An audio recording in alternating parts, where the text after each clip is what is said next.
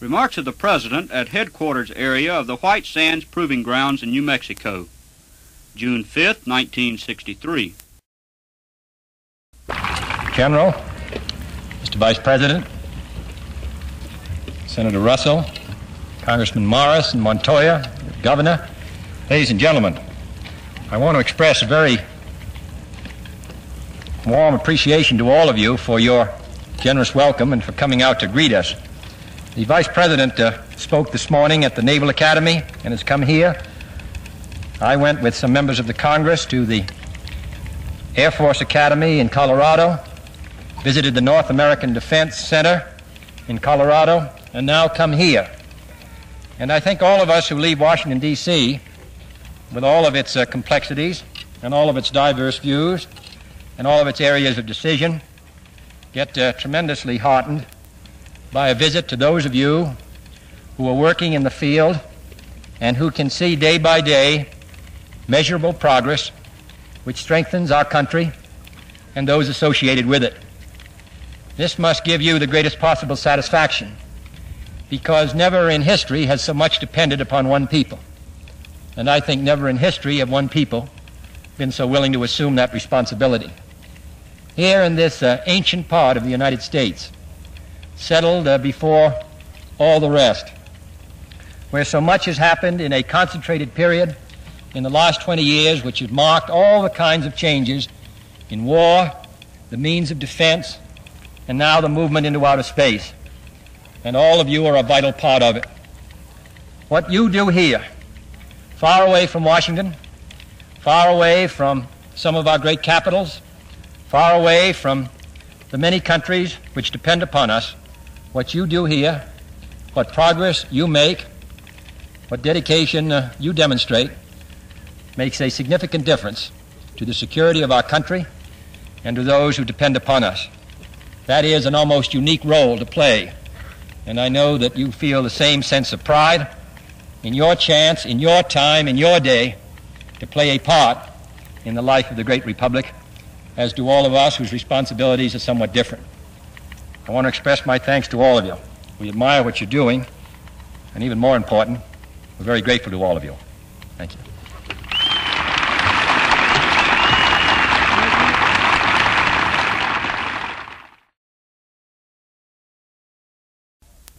Remarks of the President from Hall Field at the Marine Depot in San Diego, California, June 6, 1963.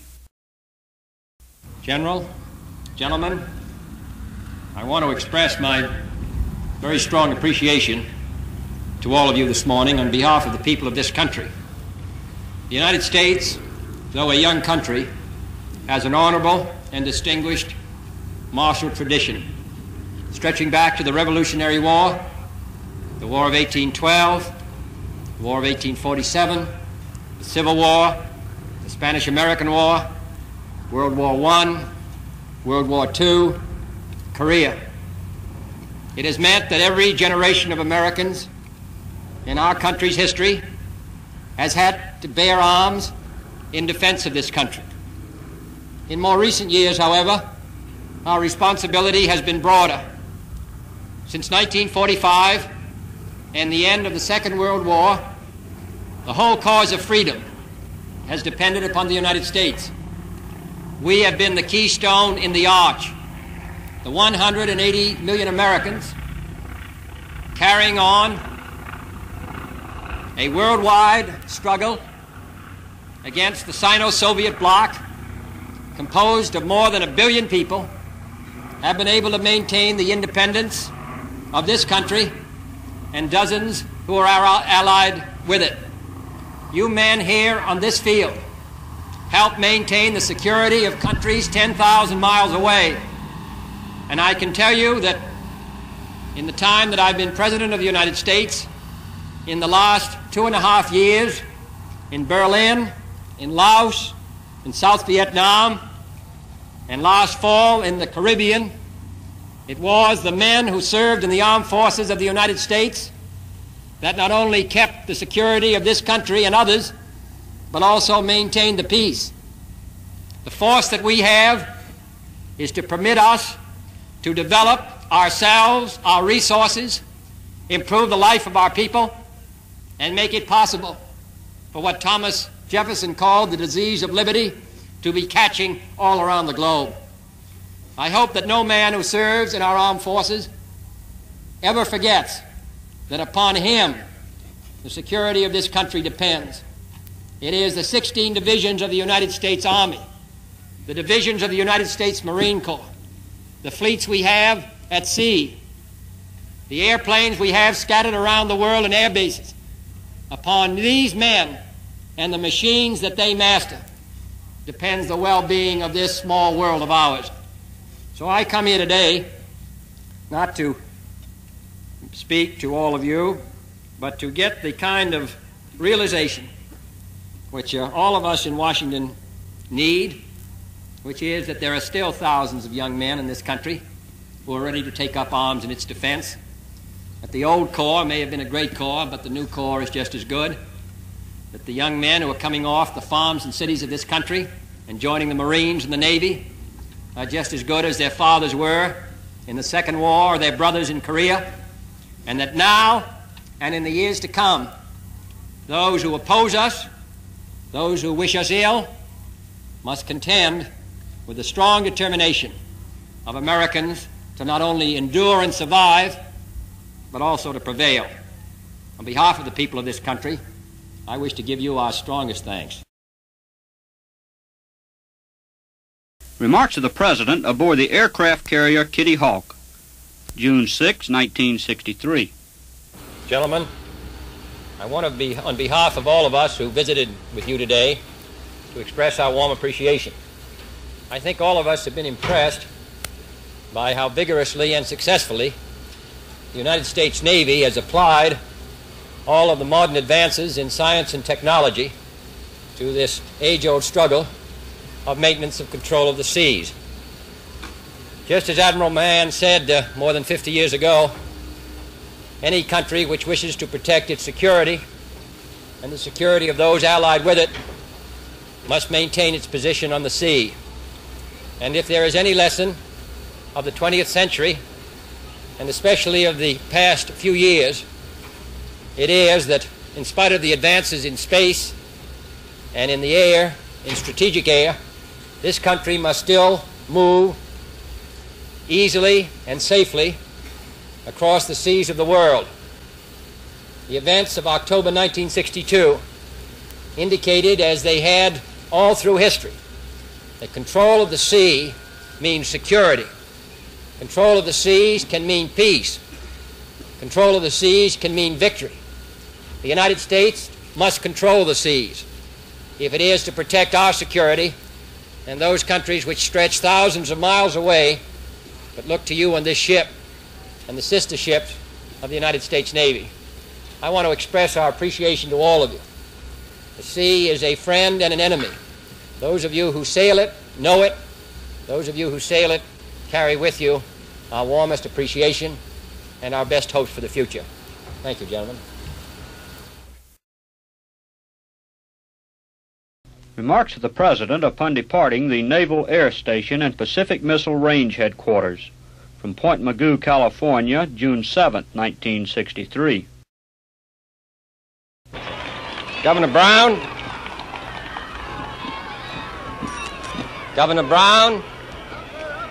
Admiral, Senator Engel, Congressman Hagan, Mr. Mosk, Mr. Cranston, ladies and gentlemen, I want to express my very warm thanks to all of you for being kind enough to come out here and greet us. We have been, for the last 24 hours, seeing the military force of the United States here on the West Coast. And I go back to Washington, D.C. with a feeling of renewed pride in being an American and renewed confidence in being a citizen of the greatest republic on earth.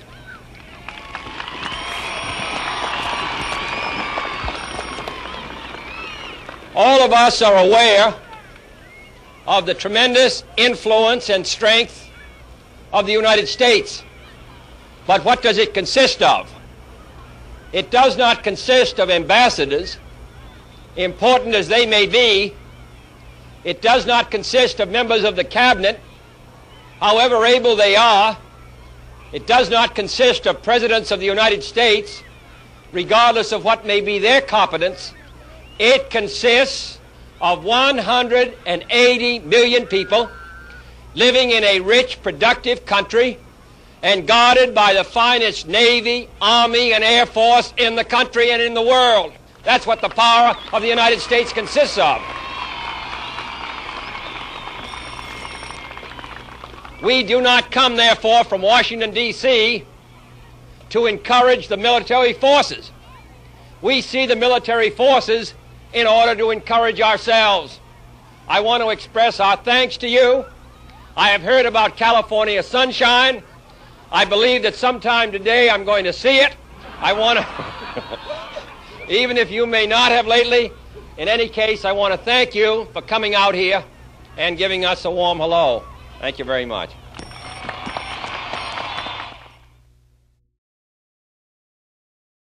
Remarks of the President upon departing the U.S. Naval Ordnance Test Station at China Lake, California, June 7, 1963. Captain, Mr. Secretary, I want to express a warm word of appreciation to all of you. We are concluding a trip through the military installations of the United States, which started 2 days ago, the Air Force Academy in Colorado, down to New Mexico with the testing at White Sands, and now here to California, San Diego at the Marine Corps, on the Kitty Hawk last night, and now to see the work that you're doing here. I must say I'm impressed by two things, particularly in this journey to California.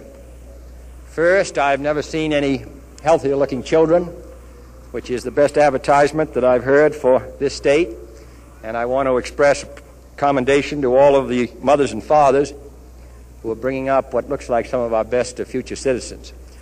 And I also want to express a word of thanks to all of those of you who worked for our country in this decade, those of you who fly, those of you who maintain the planes, those of you who may be the wives or the children of those who serve our country, those of you who may work in research, those who may work in civil service.